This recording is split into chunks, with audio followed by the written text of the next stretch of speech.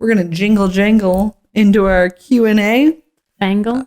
Jingle jangle into our optimistic inquiries. Okay, it's Q&A. So the so-called dead months are upon us, which kind of span from like beginning of November till like the end of February-ish. And these dead months are kind of just service industry businesses where they're a little bit slower. So it's going to be casinos, which we've been in and experienced, restaurants, which we've been in and experienced, and obviously the craft beer space, which we're in and experienced.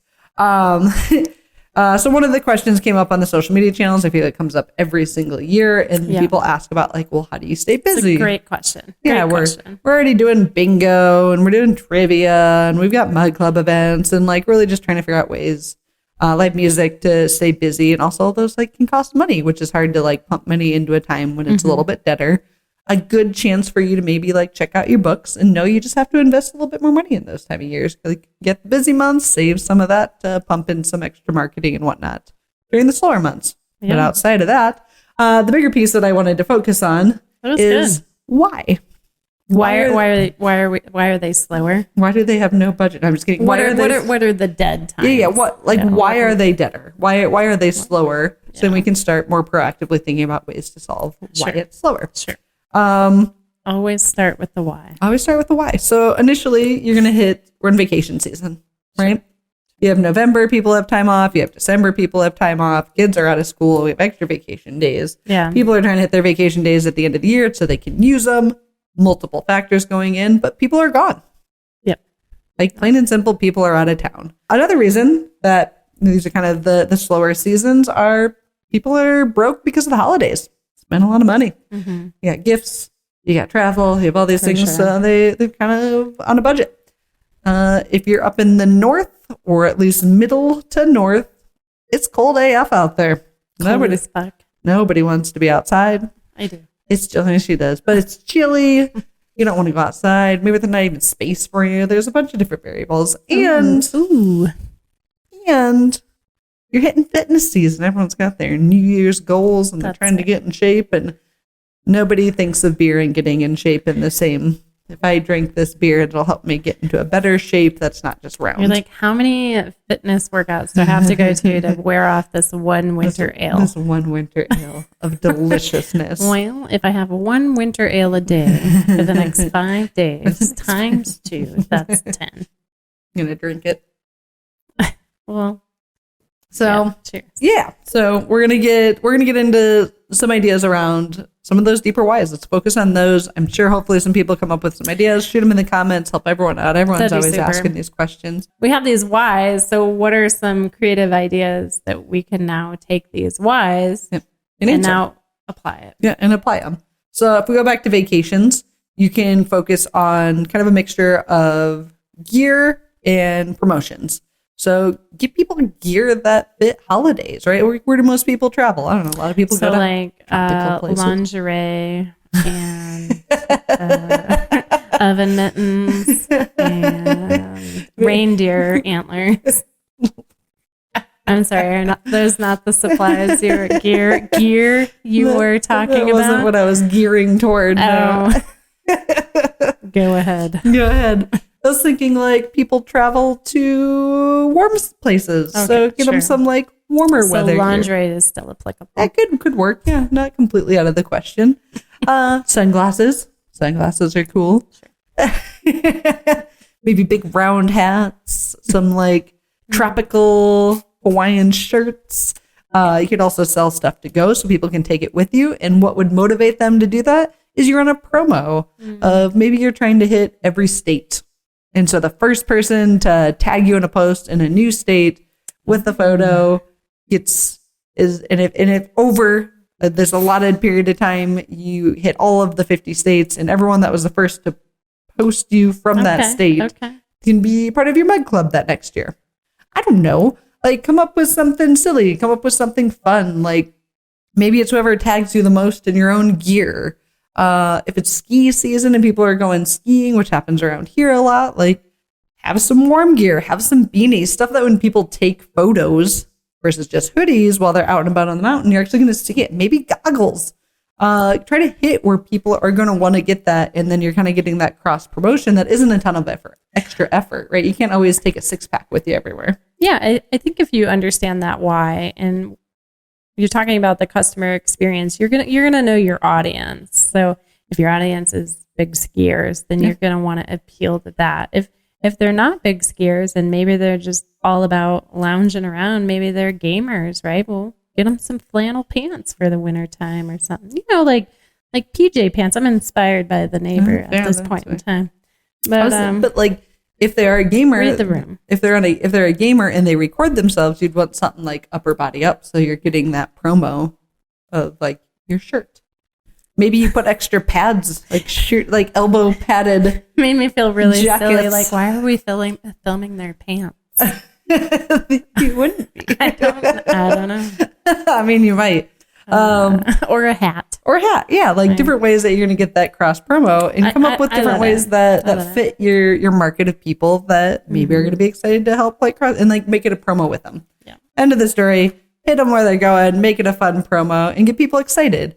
And another key point in this is do it every single year. Make it consistent, because if you're doing it 1 year at a time, people just don't remember it. It's hard for them to like jump on board. A lot of times people are scared or embarrassed to be the first doing stuff. Yeah. So do it over and over. Let it build. Like, who cares at the end of the year if like you end up giving out a couple extra Bug Club memberships to honestly probably people that are going to buy it anyways? All you're doing is making your best customers happier and letting them be more excited about you.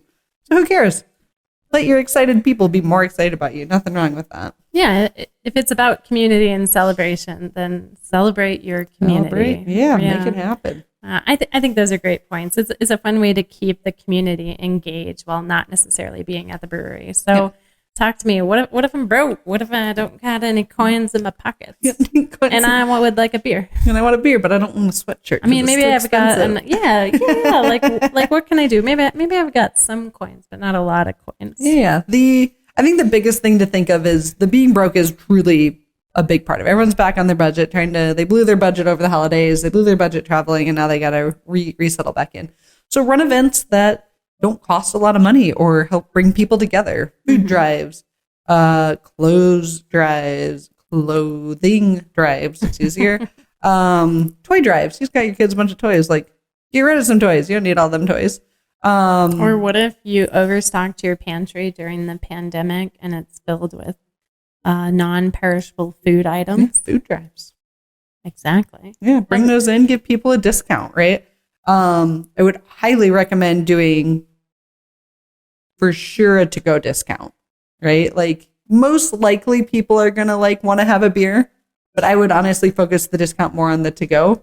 Like a grab and go. Yeah, because if people are like, hey, I'm just swinging in to drop off this food, you're like, hey, you dropped off some food, you can get $3 off a 6-pack. I think you're going to hit more people that way. And then with people having a beer, you can also offer a promo on that, like $1 off your first beer if you want to. But I feel like whenever I've seen the type of drives like that, people are just coming in, dropping off. And your goal is for them not to just leave.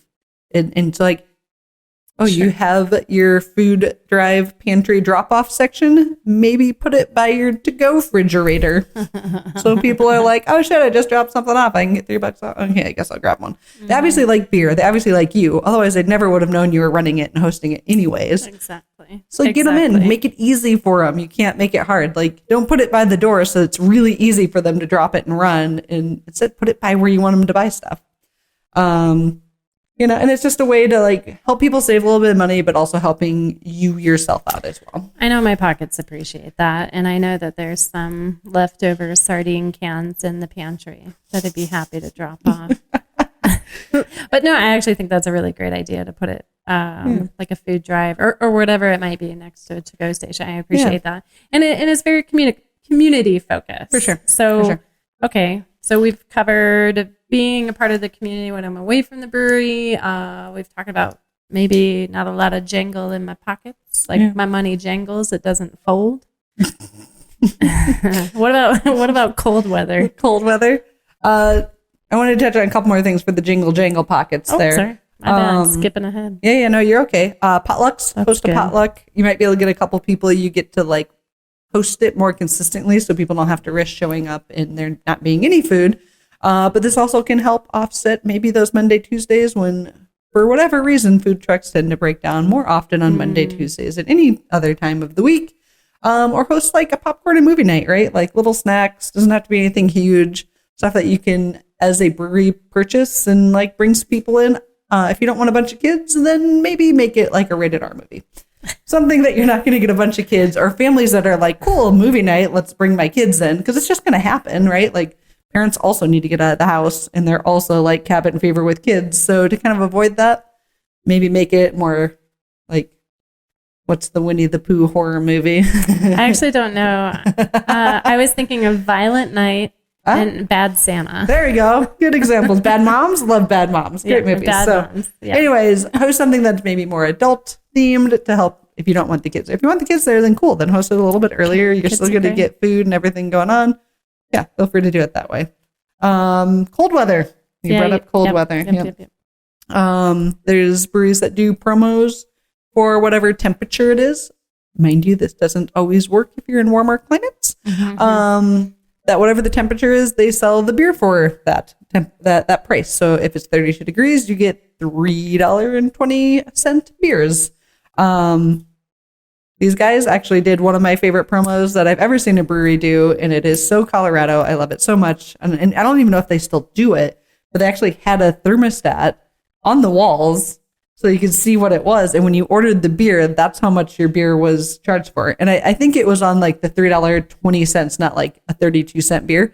But the catch was, because their Denver locations, like actually the tap room's pretty small, the majority of their seating's out on the patio, is you had to sit on the patio to get this discount. So you'd have all these people coming up in their like mountaineering ski gear all bundled to get some really cost-effective beers. Yeah. And it's a fun promo. It gives great marketing outreach. You get fun like photos from people out there sitting, and it's unique. It's an experience. I like that. And I always thought that was so much fun. I hate the cold, so I never did it, but I thought it was fun. Yeah, it's a great way to embrace the season and the dead times with, well, I mean, if you can afford the discount, why not? Gets people through the door. I love that. Have some fun. And that was clear in Denver. Like, imagine being more on the outskirts where the mountains actually are and people are getting done skiing and like already have their gear. It's super easy promo to rock out. And a lot of breweries are losing 50+% of their seating once the patio's closed. So how do you get people in?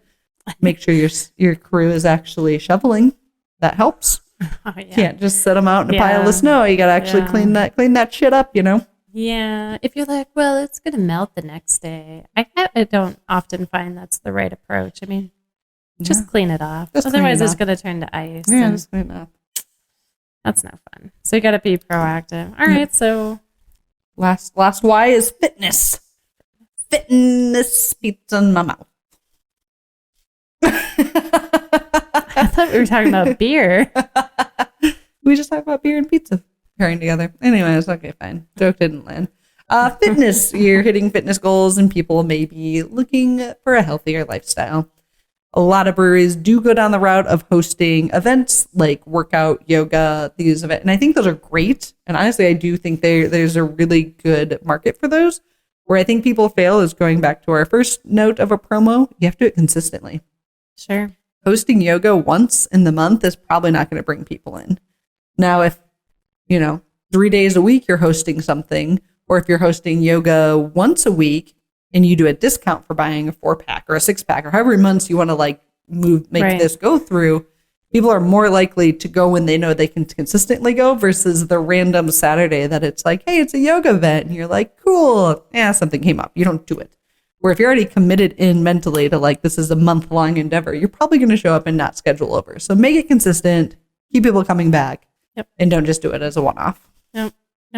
That's clever. Fitness and beer and consistency. Fitting this beer in my mouth. There you go. There it is. There it is. Nailed it. There it is. It's either way you sling it and slice it. Solid advice, Chelsea. Thank you. Solid. Thank you. It's a good question and answer. We come back to events, and that's why I like that the conversation comes up every year, because every year we get to talk about what worked last year. I mean, we talked about it last year. So what worked? And it's a way to revisit it and look look ahead to the future. I think at the end of the day, it's about being proactive. And I love that despite it being December, I mean, it's like a month-ish out. I mean, you've got holidays roaring through, so it's probably not that dead yet. But preparing for January, February, and just what works. Understand the whys of what's going on in your own brewery. Yeah. Also, the customer experience, like we've talked about customer data before, right? How well do you know the people that are coming through your doors, and hopefully really well, right? Hopefully. So one of these or none of them are going to appeal to them or not. So hopefully you can hit on the right one and it makes everybody happy. Okay, it is time for the main segment of the Body by Beer podcast. So to the main segment. I was trying to do a mellow vibe, but my brain went right to Limp Bizkit, and I was like, keep rolling. You were in the ICP mood earlier. Anytime Juggalo Homies comes up on my random music list, I always send it to my homies. And it's about quarterly.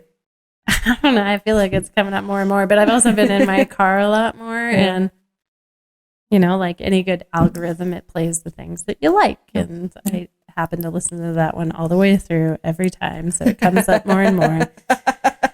And then I hit replay and I listen to it all the way through again. I'm just kidding. It's such a good song. Anyway. Yeah. All right.